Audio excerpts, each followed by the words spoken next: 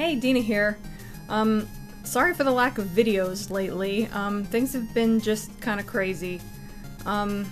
You'd think with being unemployed I would have all this free time to make videos, but it just hasn't really been working that way. I have been employed for part of the time, and I legitimately did not have time to make videos during then, but it seems like even when I'm not employed, it's just my head isn't in it. I'm always thinking about looking for jobs and just worrying about keeping my head above water. It doesn't help that once again I'm unable to capture video game footage because the laptop decided to be a slow piece of crap. So I don't know when my Silent Hill 2 Let's Play is ever going to get done at this rate. We do have a workaround in mind that we're going to try soon.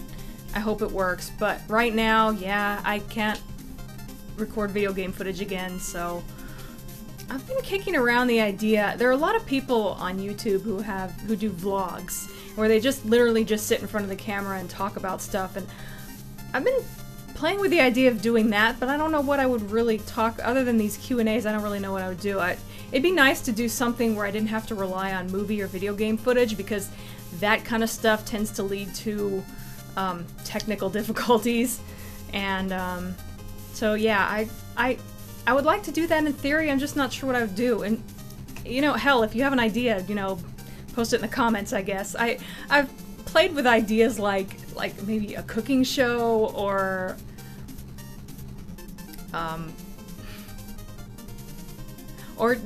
just like a regular vlog where I just sit around and talk about stuff. I don't know, it's just an idea I thought I'd mention. If you guys have any ideas, let me know. I don't know if it'll ever happen. I might just end up going on an official hiatus from videos for a while. Right now, I don't know if that's going to be the case, but anyway. So yeah, I'm doing another Q&A vlog. Once again, I got just enough questions to warrant doing another one, so yeah, I'll just get started on that. This first set of questions was asked on Channel Awesome in response to my last video. Fanime1 wants to know, I was wondering if you saw Equestria Girls and Season 4 yet, and what you thought. This is in regards to My Little Pony, obviously, in case anyone doesn't know. I liked Equestria Girls. I didn't love it, but it was at least on par with, you know, an average episode at least. There are certainly episodes of the show that I like better, but yeah, I thought Equestria Girls was actually pretty good. I was one of those people who kind of freaked out a little bit when the original character designs came out and they looked awful, but you know, they did improve them a little bit, and I thought, well, you know, I'll give it a chance, maybe it'll work when animated somehow. And yeah, they did alter them just enough, and just I don't really have any problem with the way the characters look, and I thought the story was pretty good. It was pretty much self-contained, which is good. You don't have to, like, it's not like Transformers the movie where you have to watch the movie to understand the following season of the show. So so yeah, and as far as Season 4, at the time I'm recording this, we're like, I don't know how far into Season 4 we are, but we're like part of the way through. I think we're past the halfway. Yeah, I'm almost sure we're past the halfway point. I'm liking Season 4. It took a little while for me. It took a little while to pick up. I gotta remind you guys, I'm very non-critical when it comes to My Little Pony, because to me, at the end of the day, it's a kid's show, and as long as it's entertaining for me, I'm fine with it. I mean, there are certain things the show has done where I just kind of went, I don't know if that really works or if that's consistent with that, but whatever. You know, for the most part, I'm pretty open to almost anything that can happen on that show. So, but yeah, I liked Season 4 well enough for the first few episodes, but it felt a little bit lacking. I only liked it, I didn't love it. But then I think it was somewhere around Rarity Takes Manhattan that I felt like it really picked up, and I've just really been loving the hell out of it since then. Probably doesn't hurt that Rarity's my favorite character, but yeah. So, yeah, I guess that's my thoughts on Season 4 so far. I'm being kind of vague, I guess, but yeah, I'm trying to talking about a whole lot of episodes in one segment here. So yeah, generally I like Season 4 is what it comes down to. It started off a little bit slow, but then it picked up, and it's fine. I like it. Sailor Ripley wants to know, was there ever a point where you felt that Red Dwarf started to go downhill? Also, do you prefer boxers or briefs on a man? let me just answer that one. I guess boxers. I'm just gonna move on from that because that was kind of weird. Anyway, back to Red Dwarf. Let's go back to Red Dwarf where things are more comfortable. Was there ever a point that you felt that Red Dwarf started to go downhill? Not really. I think one thing you guys have to take into account is I only discovered Red Dwarf like maybe, I guess at this point it was 2 years ago, so I'm not someone who watched I haven't been like watching Red Dwarf since the 80s. I didn't grow up with it. I just discovered it recently and went, holy crap, this is awesome, and it became like an instant fan. So I don't have that element of like nostalgia that I think a lot of people have with Red Dwarf, so like when things change throughout the series, it doesn't like upset me. So so I think a lot of people who are very critical of Red Dwarf have been watching it since it first came on, and they just sort of fell in love with those first few seasons. They didn't like the fact that it evolved. Anyway, I'm digressing a little bit. What I'm trying to say is, I don't really feel it's, to say that I felt it started to go downhill will imply that it started to get bad and it continued to get worse. And I don't think that happened. I think the show has its ups and downs. Like, I think the first 2 seasons are good. I like them. You know, they have a certain charm that the rest of the series doesn't have. But I feel like it improves vastly in season 3, and I think it continues on this great level until it gets up to maybe season... I know there are parts of season 7 that maybe could have been better, and season 8 feel like they made some bad decisions with that, but then it like goes right back up with Back to Earth in my opinion, and I adore season 10. So no, I don't feel that there was a point where it starts to go downhill per se. I just feel like the show has its ups and downs, but I think it's remained pretty consistently pretty damn good. So yeah, no complaints about Red Dwarf. Family Funny asks, you often joke about you not being the greatest gamer, but is there any game you firmly believe that you're skilled at? I'm really good at Panzer Dragoon Saga. It's an obscure game. That's not saying much because that game is actually very short and very easy, but I can like breeze through it without barely stressing at all. It's just that playing that game is actually relaxing because it's so easy. I think I'm actually pretty damn good at Bust a Groove for some reason, and it's not even that I'm necessarily good at those rhythm type games because I absolutely suck at Parappa the Rapper. Like I can't even get past the 2nd or 3rd level in that game.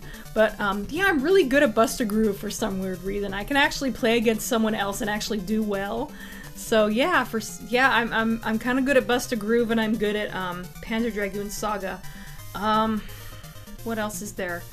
There certainly aren't any other recent-ish games I can think of. Like, there are certain Atari games I think I'm pretty good at. Like, well, I'm trying not to include games I was good at when I was a kid, because I know when I was a kid, it's like I could actually play Centipede and get my score high enough that it would go to all 9s and then it would roll back to 0.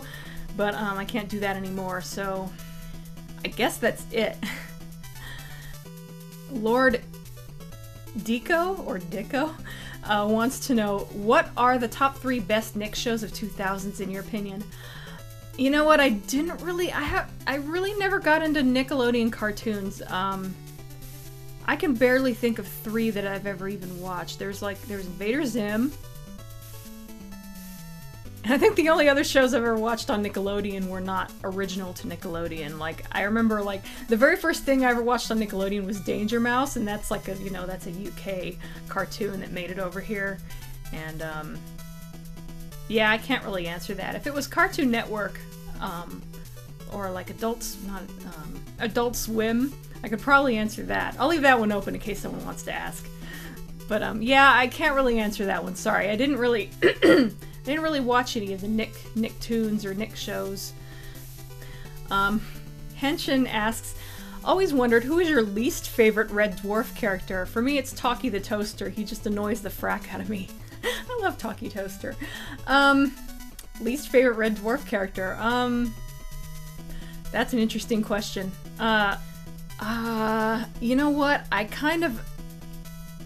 guess if we're talking about main characters, Sometimes Kachansky rubs me the wrong way. I don't think she's necessarily a bad character, and I think it's not necessarily it's not a bad thing to have a female character, because Red Dwarf was a sausage fest for the first 6 seasons.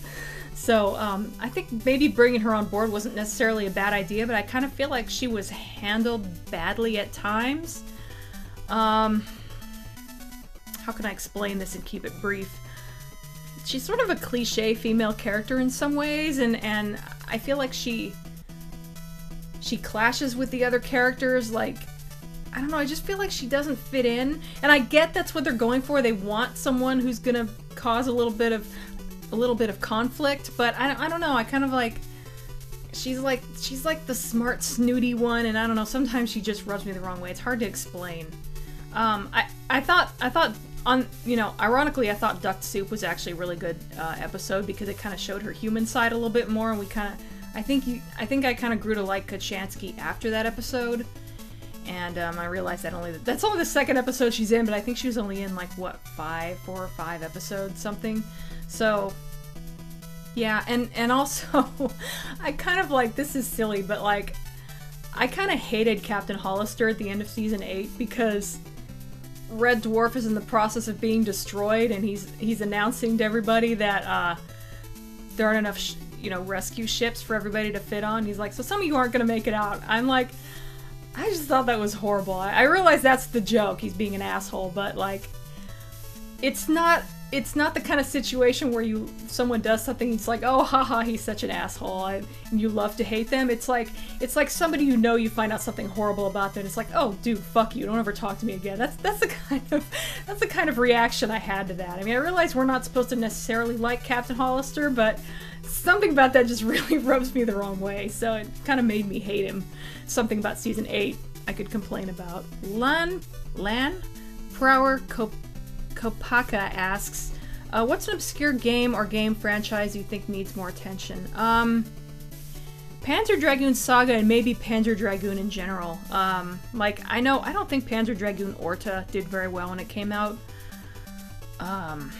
That's one, and of course, Silent Hill, even though it's had like movie adaptations, I feel like it still isn't really that big of a game series. It's less well known than Resident Evil, and I don't know, I guess I just feel Silent Hill ought to be a little more well-known than it is. It's one of those games that, like, a lot of gamers have heard of it or maybe played the first couple games, but it's not a series that's really well-liked in the gaming community, I don't think. I could be wrong there. That's just what I think. Okay, the rest of these were posted in response to when I posted the video on YouTube, so all these questions come from YouTube users. Freak80MC asks, one, since you mentioned Invader Zim in this video, have you actually watched it? And if so, what did you think of it? Yeah, of course I've watched Invader Zim. I used a clip of it actually in my, top 5 things I hate about the Silent Hill movie video, because, that bit where Dib is on the bus and he points out that dog has run by 10 times already, and then, what's wrong with the dog? Yeah, I like the dog, because that's how I feel when I have a legitimate complaint about the Silent Hill movie. That's how defenders of the movie come across, like those kids. But yeah, I love Invader Zim. I think I mentioned a little while ago, that's one of the few Nick cartoons I've really watched. I didn't catch it until like long after it was canceled. I think Lee showed it to me, and I'm a fan. It's maybe a little bit too gross sometimes, but you know, it's a good show. It's different, and it's really original, and you know, hence why it only lasted for like 2 seasons. That's how it always goes. He also had a second question. How do you keep track of what you have answered and what you haven't? I actually copy and paste all the questions into a Google Doc, and so I end up with this long list of questions, and I just kind of scroll down and keep the last one at the top. Not a very interesting answer, but, you know, what can I say? Belmont 2500 asks, which Silent Hill character could you most relate to? That's an easy one, Heather. I'm not quite as abrasive as her, but she's kind of sarcastic, like me, and she's almost like Valley Girlish with how she delivers her lines, and I do that because I'm from California, so yeah, definitely Heather. Yeah, that was an easy one. Striker Super asks, are you a fan of Dragon Ball Z, and if you are, what were your thoughts on Dragon Ball Z Kai and Dragon Ball Z Battle of the Gods? You know what, I'm really not that big a fan of Dragon Ball Z. I was like really into it when it was first shown like on Cartoon Network during, I guess it must have been during Toonami. Yeah, of course it was Toonami. And even a little bit before that, it was shown on a local channel. But yeah, I was really into it during, you know what, basically I was really into Dragon Ball Z when the Ocean Group was dubbing it, because I love the Ocean Group. But yeah, once they changed the voices, I mean, I kind of followed it for a little while after that, because I wanted to see how that one saga involving, you know, Godai. It's not Meizan and Goku we're talking about, it's Dragon Ball Z. Goku, when Goku was fighting Frieza, I wanted to see how that was going to end. And so I watched it to the end of that, and after that I didn't really care all that much. There's a few episodes like after that I watched in Japanese. There's actually kind of a funny story the way I discovered Dragon Ball Z, and I may have told this story already on a earlier video, but that was a long time ago. The way I discovered Dragon Ball Z was there was a local convention I used to go to. Actually, now that I'm back in my hometown, I go there still, or again rather. A guy I knew who sold old vintage action figures and stuff. He used to sell bootlegged anime, and he had this TV set up on his table, and he would show various anime on it. And one day I was watching it, and he was showing Dragon Ball Z. The second movie that had Broly in it, and I didn't understand what was going on at all, but I just thought it was really funny and interesting. Like these two little superpowered kids fighting this big guy who kept yelling Kakaroto, and I didn't even know what that meant. But yeah, that's actually what got me interested in Dragon Ball Z, and then when I found out it was dubbed on TV, I started watching it. So yeah, I mean, that's a very roundabout way of saying I only got into like a block of Dragon Ball Z. I'm not really a huge fan in general, but that was a very roundabout way of saying that, but I thought you guys might get a kick out of my story about how I discovered Dragon Ball Z. I don't really watch, I'm not really super into anime anymore, but for a little while I was, and I would watch bootlegged anime, and that was actually how I got interested in Dragon Ball Z. Comic Con Reviews asks, when did you get into My Little Pony Friendship is Magic, and how did you come across it? Thoughts on this season, and who really is best pony, Brogoof? I kind of answered the first two already. How did I get into My Little Pony? Basically, I just sort of, it was a combination, it was mostly Lee discovered it before I did. I think he was sort of I think he just came across all the internet memes, and he kind of checked it out before I did, and he told me, you know, that My Little Pony show is actually really good, and I'm like, okay, you know, so I made it a point to try to watch it, and I think the first episode I saw was like, I caught the tail end of, I can't think of the name of it, but the problem with Parasprites is what I like to call it, but anyway, it was basically the trouble with Tribbles, but, you know, from Star Trek. Anyway, I caught the last maybe 10 minutes or so of the Parasprites episode, and I didn't understand what exactly was going on, but I just thought it looked so pretty and so interesting, and I fell in love with Princess Celestia's hair.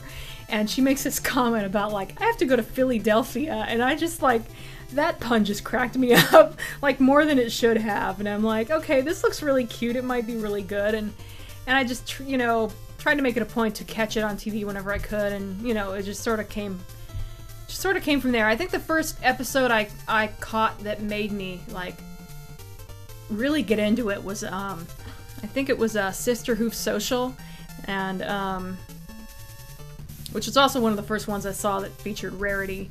So, yeah, that's kind of how I got into the show. It was sort of a gradual thing, but once it grabbed me, it just, you know, once it had me, it had me. It's kind of similar to how I discovered Red Dwarf, actually, but anyway. Thoughts on this season, I said that already. It started off a little bit slow, but I love it now. Who really is best pony? Rarity. Well, it's actually, it's kind of a tie between Rarity and Rainbow Dash. I kind of love both of them. And yeah, Brohoof. I don't even know how to say this name. Lignimvite. When is Lee gonna get back into still gaming video making? Just he'll do it when he does it. I can't really tell you.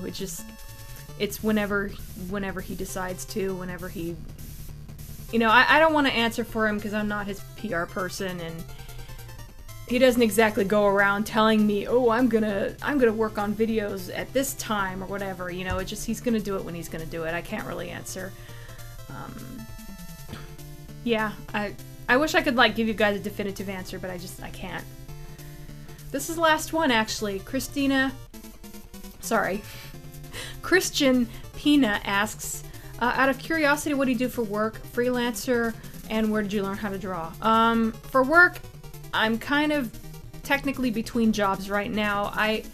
My actual real job where I make most of my money is usually something in an office. I think I already said I'm between jobs right now. Right now I'm just having a string of temp jobs. But yeah, usually data entry, administrative, that kind of boring office job, you know, just to pay the bills. I do also freelance artwork. I sometimes take commissions. Not taking commissions right now because I took so many commissions that I have this backlog I need to get through. I will probably start taking pony commissions again at some point. Where did you learn how to draw? There's no really one place where I learned how to draw. It's mainly just, it's just something I got into when I was really little and I just kept up with it. I've been drawing since I've been old enough to hold a pencil pretty much. It's just something I do a lot of, and I try to get a lot of practice in. I took some art classes in high school and in college. I never really went to art college, so I didn't have any like formal training. No, I did take the classes, so I guess I have had some formal training. But yeah, that's mainly it. Mainly, it's just something I'm semi self-taught, I guess. I think it's good to take art classes and everything, but I think at the end of the day, it's something you just have to do yourself, and it's just something that takes practice. And there you go. That was kind of a loaded answer there, but yeah. So yeah, that's it for the Q&A. If you want to ask me any questions, I'd be more than happy to do another one. These are kind of fun, and they make good filler videos when I'm unable to do other videos for whatever reason. So yeah, feel free to ask me any questions in the comments section. So yeah, I mean, I guess that's it for now. Like I said, post comments, questions, suggestions for that vlog idea that I may or may not do anything with in the comments section. I guess that's it. See you next time.